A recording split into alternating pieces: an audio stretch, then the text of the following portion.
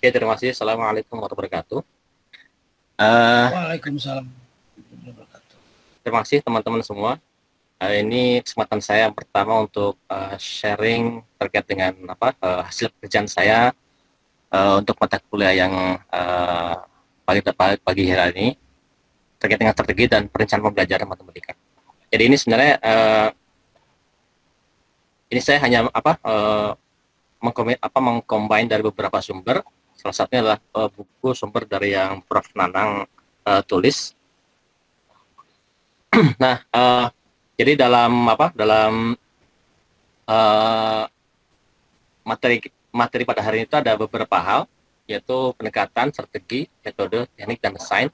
Jadi kelima istilah ini banyak sekali orang, bahkan mungkin saya sendiri masih awalnya masih salah kaprah dan saling tumpang tindih gitu. Nah, dari pada kesempatan kali ini saya akan sedikit membagikan terkait dengan istilah-istilah ini dari yang saya ambil dari beberapa sumber.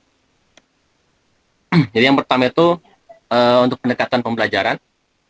Jadi kalau menurut dalam Permendikbud tahun 2014 nomor 103 itu, pendekatan pembelajaran merupakan cara pandang pendidik yang digunakan untuk menciptakan lingkungan pembelajaran yang memungkinkan terjadinya proses pembelajaran dan tercapainya potensi yang ditentukan. Itu masih definisi secara global dari uh, yang terdapat dalam Permendikbud nomor 103. Ini saya kutip dari tulisan yang ada di bukunya Prof Nanang, jadi Sumardiono dan kawan-kawan, termasuk Prof Nanang di sini. Kemudian definisi pendekatan pembelajaran menurut Helmiati itu, jadi katanya pendekatan pembelajaran merupakan titik tolak atau sudut pandang terhadap proses pembelajaran yang merujuk pada pandangan tentang terjadinya suatu proses yang sifatnya masih umum, di dalamnya mewadahi, menginspirasi, menguatkan, dan melatari metode pembelajaran dengan cakupan teori tertentu. Nah, ini ya, yang ketiga nih, secara sederhana, katanya pendekatan pembelajaran adalah bentuk atau cara guru mengajar atau cara guru melakukan pembelajaran. Ini saya ambil dari Gill dan Kusum tahun 2017. Jadi beberapa definisi dari pendekatan pembelajaran. Kemudian kalau dilihat dari pendekatan pembelajaran itu terdapat dua jenis katanya. Ini saya ambil juga dari buku Persenanang dan Helmiati. Yang pertama adalah pendekatan pembelajaran yang berorientasi atau berpusat pada siswa atau student centered approach. Contohnya adalah pendekatan tematik, kontekstual, kolaboratif, dan komunikatif, dan seterusnya. Yang kedua itu adalah pendekatan pembelajaran yang berorientasi atau berpusat pada guru atau teacher centered approach, yang biasanya disebut sebagai menjadi ceramah ya. Ini kalau dilihat dari pendekatan pembelajaran. Nah, kemudian uh, ini beberapa contoh atau macam-macam pendekatan pembelajaran. Pertama adalah pendekatan kooperatif. Jadi katanya pendekatan kooperatif itu adalah kegiatan pembelajaran dengan cara berkelompok untuk kerjasama, saling membantu, mengkonstruksi konsep, mengerjakan tugas, menjelaskan masalah, atau mengerjakan sesuatu untuk mencapai tujuan bersama lainnya. Nah, ini kelebihannya apa kooperatif ini? Ini sambil hanya tiga, sebenarnya ada banyak sekali. Pertama adalah kemampuan berpikir tingkat tinggi. Jadi karena dia berkelompok, dalam satu kelompok itu banyak siswa, dari kemampuan tinggi sampai kemampuan rendah. Jadi kalau misalkan menggunakan pendekatan ini, siswa itu akan tertantang untuk berinteraksi dengan sistem sejawat yang memiliki pola pikir yang berbeda. Jadi ya siswa yang punya kemampuan rendah, dia tuh mau tidak mau dia harus mengikuti pola pikir teman-teman yang lainnya. Begitupun ketika ada siswa yang punya kemampuan yang lebih, maka dia itu tidak bisa lari sendirian. Jadi dia juga harus bersama-sama dengan teman atau siswa yang mempunyai kemampuan yang biasa-biasa saja atau yang rendah. Kemudian yang kedua adalah dari sisi suasana kelas. Jadi karena dia berkelompok, jadi menurut beberapa penelitian itu akan menciptakan suasana kelas yang menyenangkan sehingga mendukung peningkatan akademik. Jadi dalam mindset siswa itu kan pembelajaran matematika itu kan sangat menyeramkan dan sulit. Tapi kalau menurut beberapa sumber dengan pendekatan kooperatif ini siswa akan cair, suasana akan cair dan image tentang matematika yang susah dan sukar itu akan sedikit terkikis, sehingga harapannya adalah adanya sebuah peningkatan akademik dari siswa tersebut. Yang ketiga adalah pengetahuan diri dan realisasi. Jadi melalui interaksi dalam kelompok tersebut, siswa akan mengetahui kekurangan dan maupun kelebihan masing-masing. Karena kan dalam pendekatan kooperatif kan berkelompok. Jadi kita tahu nih posisi kita di mana. Apakah kita termasuk siswa yang kurang pengetahuannya atau sudah mempunyai kemampuan yang di atas teman-teman yang lain. Itu adalah beberapa kelebihan dari pendekatan kooperatif. Berikutnya adalah pendekatan tematik. Jadi pembelajaran tematik adalah pembelajaran terpadu yang menggunakan tema untuk mengaitkan beberapa mata pelajaran sehingga dapat memberikan pengalaman bermakna pada siswa. Jadi ini contohnya itu kalau sekarang itu di anak SD itu, dan anak saya itu dia menggunakan pembelajaran tematik. Jadi memadukan beberapa pembelajaran dalam satu tema tertentu. Jadi misalkan lingkungan di situ ada biologinya, dia ada matematika menghitungnya, lingkungan dan seterusnya. Jadi satu tema untuk beberapa bidang studi misalkan. Nah kemudian apa sih kelebihannya? Jadi pertama itu siswa mudah memusatkan perhatian pada satu tema tertentu. Jadi dia tidak kemana-mana karena dia hanya mempelajari satu tema. Yang kedua, siswa mampu mempelajari pengetahuan dan mengembangkan berbagai kompetensi dasar. Jadi karena tadi dijelaskan bahwa tematik itu dia satu tema untuk beberapa mata pelajaran, maka dia tahu kegunaan dari beberapa mata pelajaran tersebut. Kemudian pemahaman terhadap materi pelajaran lebih mendalam dan berkesan. Yang keempat, kompetensi dasar dapat dikembangkan lebih baik dengan mengaitkan mata pelajaran ini dengan pengalaman pribadi siswa. Jadi pengalaman siswa kan berbeda-beda. Jadi siapa tahu siswa satu itu dia punya pengalaman yang lebih dibandingkan dengan siswa lain terkait dengan tema tertentu. Jadi di sanalah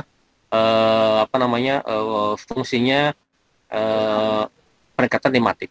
Apalagi kalau misalkan dikaitkan dengan pembelajaran berkelompok tadi, itu kayaknya lebih seru, kayaknya lebih bermakna lagi. Kemudian pendekatan kontekstual. Jadi pendekatan kontekstual atau CTL, contextual teaching and learning, merupakan konsep belajar yang dapat membantu guru mengaitkan antara materi yang diajarkan dengan dunia nyata. Jadi misalkan kita mau belajar tentang bangun ruang. Nah, kalau bangun ruang itu kita bisa juga memberikan contoh yang benda-benda bangun ruang yang ada di dalam kelas misalkan. Jadi siswa itu tahu namanya apa dan barangnya seperti apa. Jadi bangunnya seperti apa. Jadi mengaitkan antara kehidupan nyata dengan konsep-konsep yang ada dalam matematika. Kemudian prinsip jalan CTL itu ada 7. Pertama adalah konstruktivisme, penemuan, bertanya, learning community, pemodelan, refleksi, dan penilaian autentik. Ini saya ambil dari bukunya Prof. Nanang. Nah, kemudian pendekatan saintifik itu adalah suatu pendekatan pembelajaran yang mengikuti kegiatan ilmiah dengan alur urutan kegiatan atau pengalaman belajar sebagai berikut. Jadi ini adalah urutan dari pendekatan saintifik yang ada dalam Permendikbud nomor 103 tahun 2014 pasal 2 ayat 8. Pertama adalah mengamati, menanya, mengumpulkan informasi atau mencoba, menalar atau mengasosiasi, dan mengomunikasikan. Jadi ini adalah alur atau urutan dari kegiatan pendekatan saintifik. Nah, kemudian berikutnya adalah strategi pembelajaran. Strategi itu Definisi strategi adalah keterampilan perencanaan penuh dari suatu sistem kerja di mana suatu tujuan dapat dicapai dengan mudah. Kemudian strategi itu berubah sesuai dengan situasi yang juga berubah. Jadi strategi ini dia fleksibel, tergantung dari kondisi di lapangan gitu ya. Ini menurut Gill dan Kusum tahun 2017. Nah, kemudian definisi strategi menurut Permendikbud 103 adalah langkah-langkah sistematis yang digunakan pendidik untuk menciptakan lingkungan pembelajaran yang memungkinkan terjadinya proses pembelajaran dan tercapainya kompetensi yang ditentukan. Ini adalah strategi pembelajaran. Nah, kemudian beberapa contoh strategi ini sebenarnya ada banyak sekali, apalagi yang di bukunya Parmawi Munti itu banyak sekali, yang dari UIN Jogja banyak sekali nih beberapa strategi pembelajarannya. Ini saya ambil hanya 8. Pertama adalah team quiz, kemudian listening team, critical incident, information search, kemudian reading guide, jigsaw learning, small group discussion, dan snowballing, dan lainnya masih banyak sekali.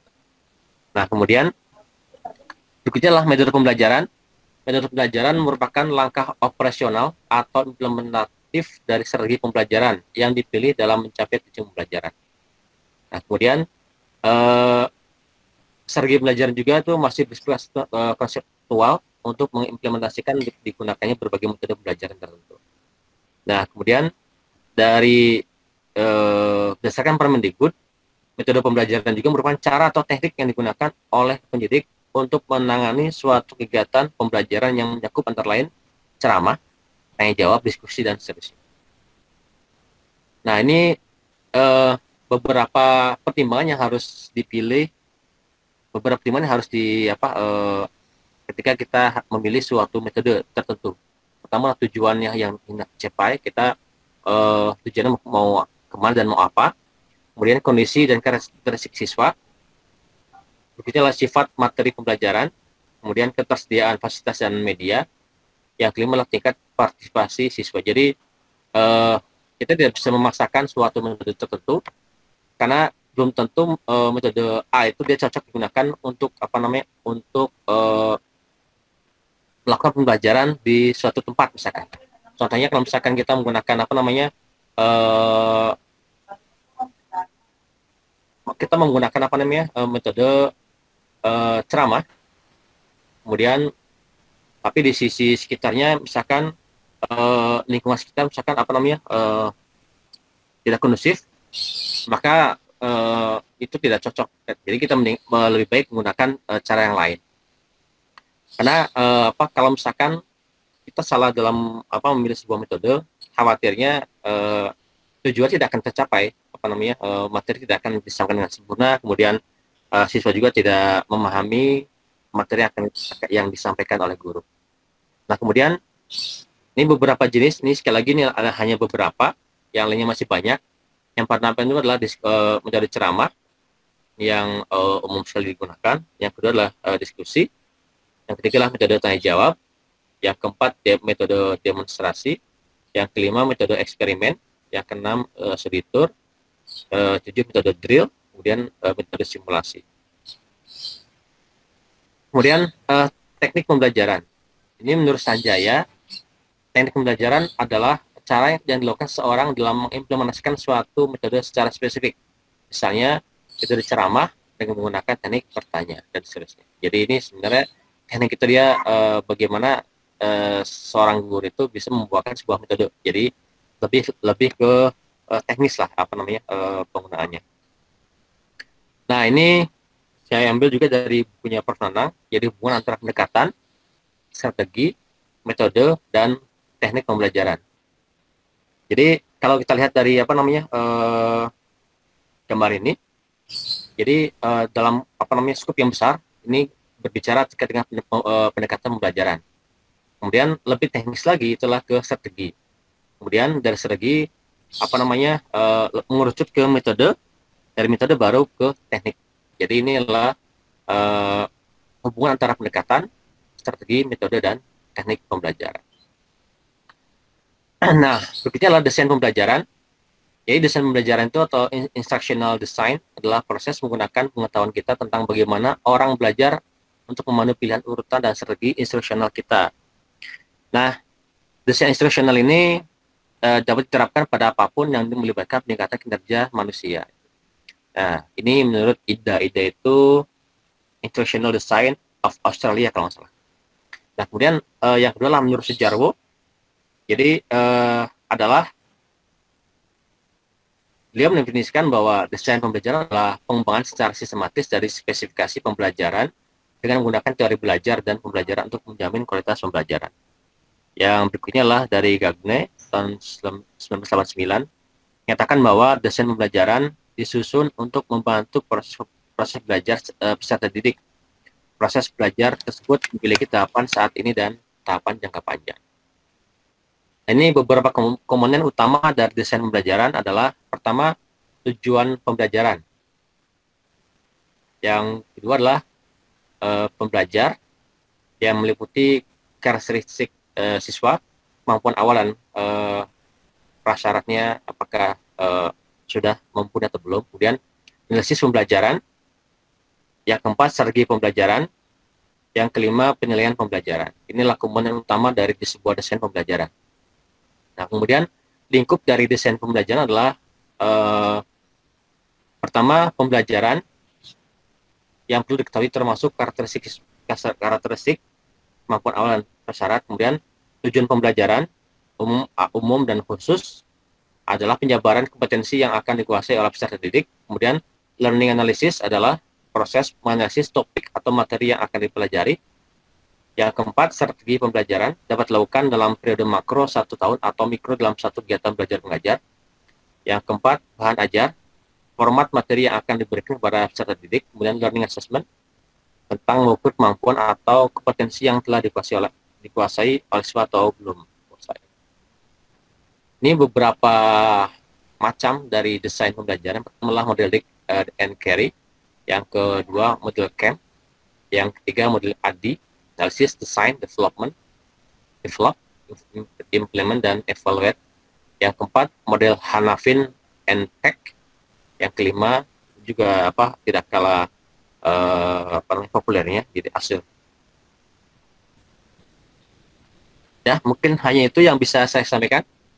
Selebihnya mohon maaf. Terima kasih. Assalamualaikum warahmatullahi wabarakatuh.